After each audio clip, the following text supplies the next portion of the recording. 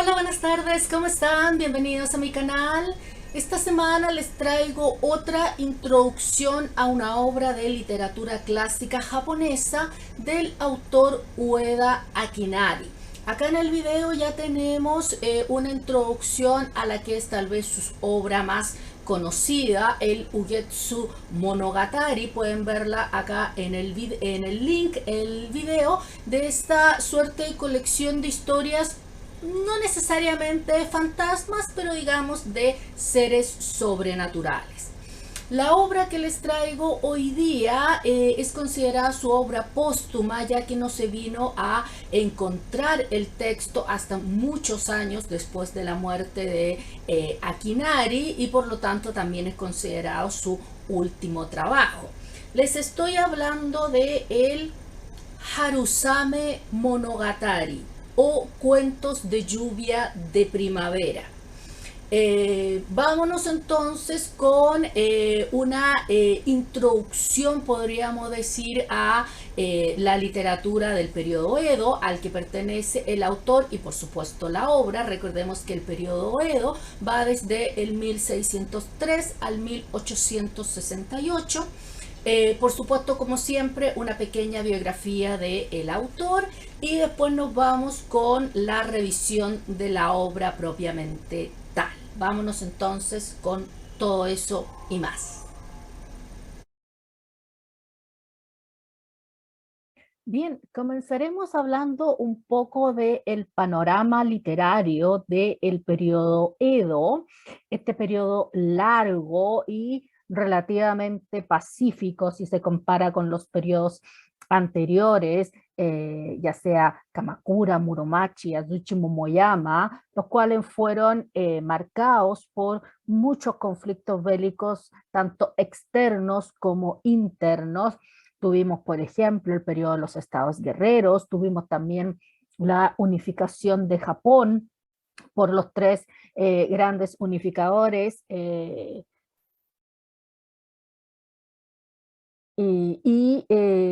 ya el periodo Edo, por lo tanto, dado que ya se había establecido la unificación del territorio, se podría considerar pacífico en comparación. Al principio, no solo por esta razón de la paz, sino por muchas otras, pero obviamente la paz era un factor importante, se da una suerte de burbuja económica en la cual, por supuesto, los comerciantes se posicionan y logran adquirir grandes fortunas. Obviamente, como toda burbuja, tarde o temprano termina por colapsar, y se da también factores en los cuales eh, empiezan a haber conflictos en el área agrónoma. Los campesinos empiezan a emigrar hacia las ciudades tratando de buscar cómo vivir. Los mismos samuráis que muchas veces prestaban sus servicios para diferentes campañas militares, y a muchos se les pagaba de acuerdo a la campaña militar en la que hubiera participado. Por lo tanto, en un periodo pacífico tampoco este grupo humano tenía ingresos. Entonces empieza a acercarse toda esta suerte de descastados, de gente que empieza a perder sus ingresos y se van hacia las grandes urbes tratando de buscar una forma de hacer la vida. Y se empieza a dar una suerte de subcultura en los bordes, no solo sociales, sino físicos de estas grandes urbes, de estas grandes metrópolis, eh, y que se le da el llamar ukiyo. Ukiyo está compuesto por dos términos: uki, flotar, y yo, mundo o sociedad. Por lo tanto, ukiyo es el mundo flotante, y hacía referencia a todas estas personas que habían dejado sus pueblos de origen, habían dejado sus familias, habían dejado tal vez sus trabajos a los que históricamente se dedicaban y habían emigrado hacia las metrópolis tratando de buscar una forma como vivir, y entonces estaban en cierta medida a la deriva, sin raíces. Y por supuesto, este mundo genera un tema que se utiliza en la literatura, y nos encontramos con el ukiyo-zoshi, donde una de sus grandes figuras fue el novelista y cuentista, también poeta, Ihara Saikaku. También nos encontramos con otro estilo literario, el yomihon. Yomihon viene de yomi, leer, y hon, libro.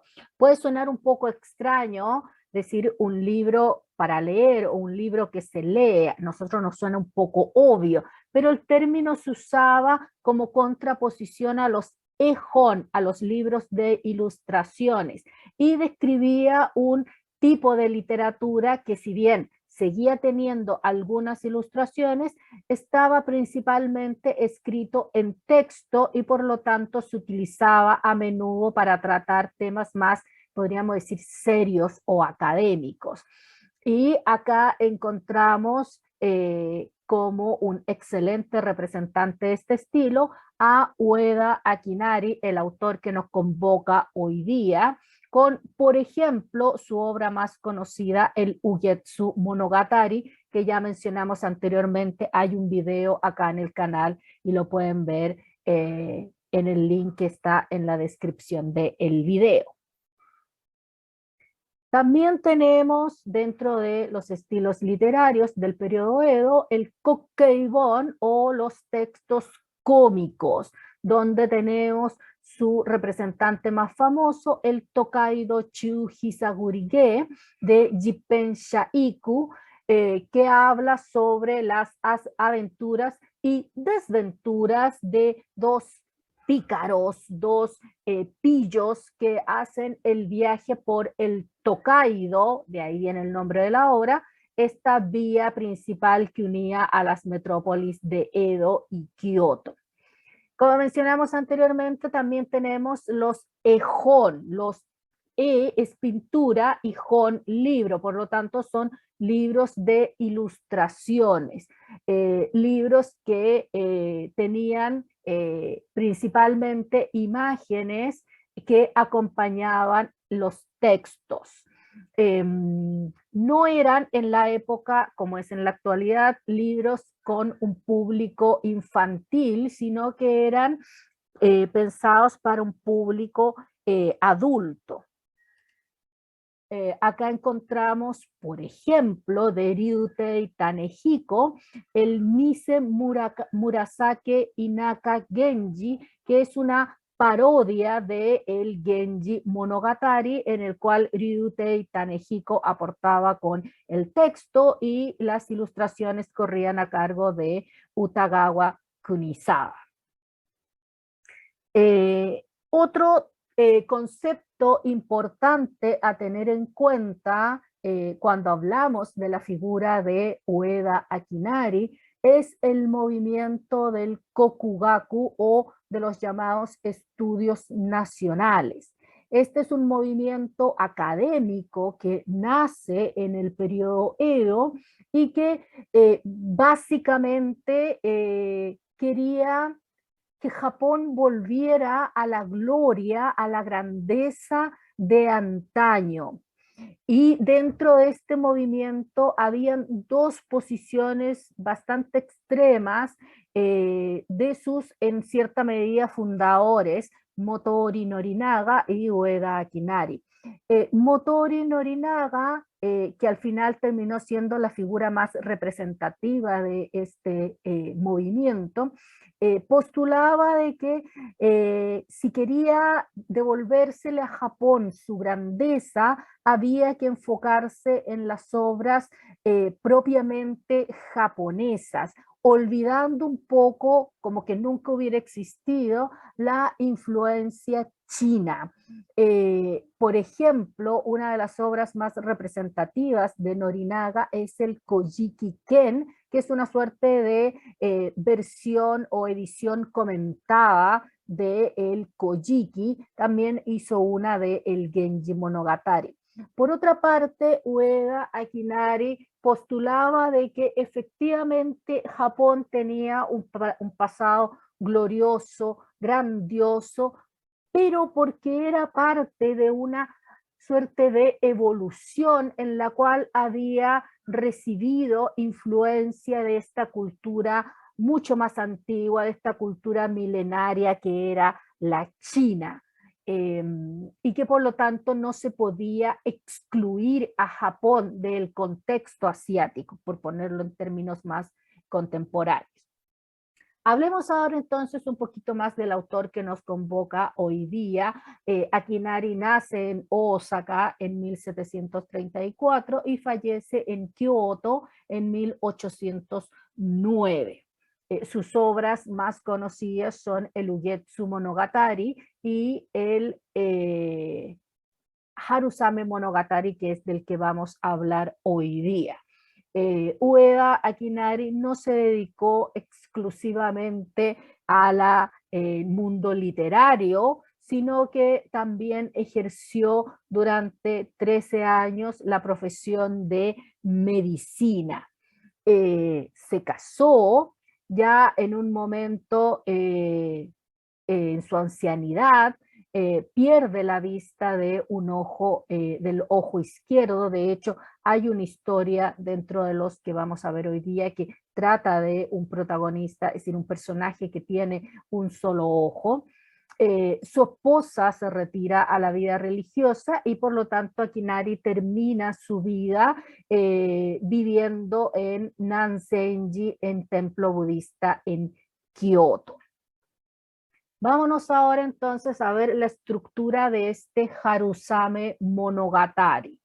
Harusame está compuesto de dos kanjis, Haru, primavera, y Same, lluvia.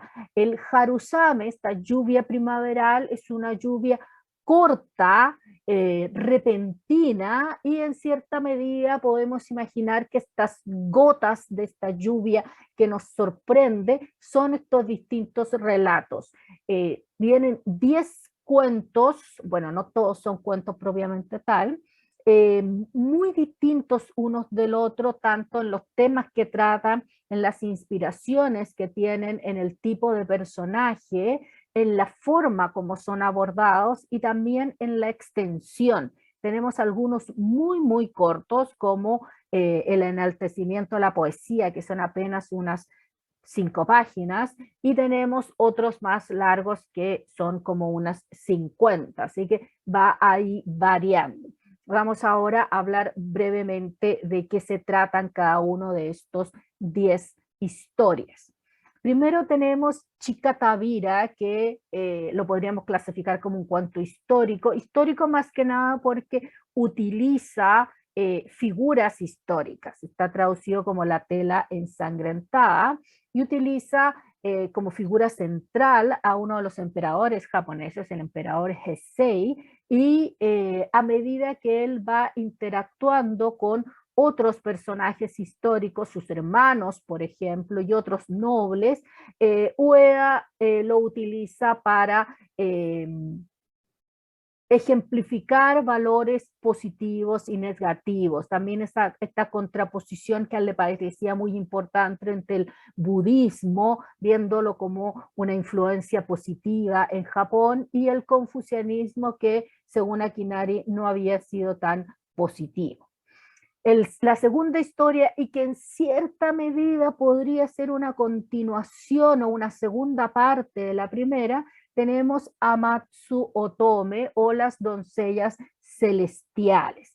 Acá también Akinari se sirve de personajes históricos, son más que un cuento cohesionados, son como una serie de anécdotas en las cuales menciona muchísimos personajes históricos, con un cierto sesgo o la mayoría de las historias enfocadas en el emperador Saga, que era el hermano menor del emperador que vimos en el relato anterior, el emperador Heisei, pero no es el único personaje. También otro de los personajes que se mencionan es el monje poeta Sojo Genjo, uno de los Rokkasen, y el título deriva de una anécdota que sucede entre el emperador Saga y Sojo Genjo y que se basa también en un poema de este último. Después tenemos el tercer relato, Kaizoku, o El Pirata, también catalogado como histórico, ya que una vez más Akinari se sirve de personajes que existieron en la historia japonesa, como Kino Tsurayuki, un habitué de nuestro canal, ya sabemos, académico, literato, poeta, el compilador principal de el Kokin Wakashu, la primera antología de poesía clásica japonesa, la primera antología imperial de poesía clásica japonesa, y Funya no Akitsu. Digamos que es más bien un ensayo sobre poesía, pero que Akinari lo disfraza de cuento. El cuarto relato que tenemos, Mise no En, o El lazo de las dos vidas. Acá tenemos un monje que desentierra una tumba olvidada en el rincón del jardín, y la sátira va por una superstición budista en la cual se puede entrar en algo llamado senjo, que es una especie de estado de catalepsia, y que se creía, se asumían las personas de elevada virtud al morir. Seguimos avanzando y llegamos al quinto relato, Mejito Tsunokami, o El dios de un solo ojo. Ya comentamos anteriormente que Akinari, cuando ya había llegado a su ancianidad, había perdido la visión de un ojo. Este es un relato fantástico en el cual el protagonista se interna en un bosque en el cual haya una raíz para usar de, digamos, como almohada mientras pasa la noche, y encuentra la presencia de un pequeño santuario con un tejado esvencijado lleno de musgo, y aparece un cortejo fantasmagórico de un hombre alto con una lanza, un monje estrafalario, unas damas que se ocultan detrás de abanicos, y por supuesto la aparición de una deidad de un solo ojo. Este cuento nos recuerda mucho a la otra gran obra de Ueda Akinari, el Ugetsu Monogatari, o cuentos de luna lluviosa, o de luna y lluvia, dependiendo cómo se traduzca, que es una serie de relatos fantásticos, podríamos decir, o de fantasmas o seres sobrenaturales. Este cuento se asemeja muchísimo a los de esta colección. Tenemos después el Shinikubi no Egao, o La sonrisa de la muerta, en el cual la trama gira en torno a la figura de Gosoji y el amor que se da entre su hijo Gozo y Muñe, y la oposición que tiene el padre Gosoji a esta relación, y que hace que su hijo se enfrente a el conflicto del deber filial, o sea, obediencia renunciando al amor, o desobediencia haciendo triunfar el amor. El siguiente relato es el Tsuteishi Maru, o El barco de Tsuteishi, donde este Tsuteishi es el nombre del protagonista, un criado al servicio de un personaje rico, económicamente hablando, este Tsuteishi Maru preludia el carácter de Hankai, además que es el último relato de esta colección. Después ya nos estamos acercando al final, tenemos el octavo relato, Miyagi Gatsuka, o La tumba de Miyagi, la única pieza de esta colección que tiene como protagonista a una mujer, la abnegada Miyagi. Situada, al igual que las tres primeras, en un pasado lejano, se usa una vez más personajes históricos como por ejemplo la figura budista del monje Honen de Kurodani. Después tenemos el relato más corto de todos, Uta no Homare, perdón, o el enaltecimiento de la poesía, que es básicamente un tratado poético, en el cual Akinari una vez más da su opinión en el tema. Y por último, el último relato es Hankai, que es el nombre del protagonista. Este es el relato más largo de toda la colección. Este personaje es dado a la venganza, al vagabundaje, de cortos escrúpulos y vida irregular, que casi siempre anda por ahí por los bajos fondos y se dedica a cosas no muy legales que digamos. Ahora bien, tenemos una edición en japonés en español de este Harusame Monogatari, gracias a la editorial Satori, bajo el título Cuentos de lluvia de primavera, con una traducción de Yoshifumi Kawasaki y prólogo de Carlos Rubio, para todos los que les interese leer el texto después de esta introducción que hemos hecho hoy día. Bien, espero entonces que les haya gustado esta introducción al Harusame Monogatari o Cuentos de lluvia de primavera.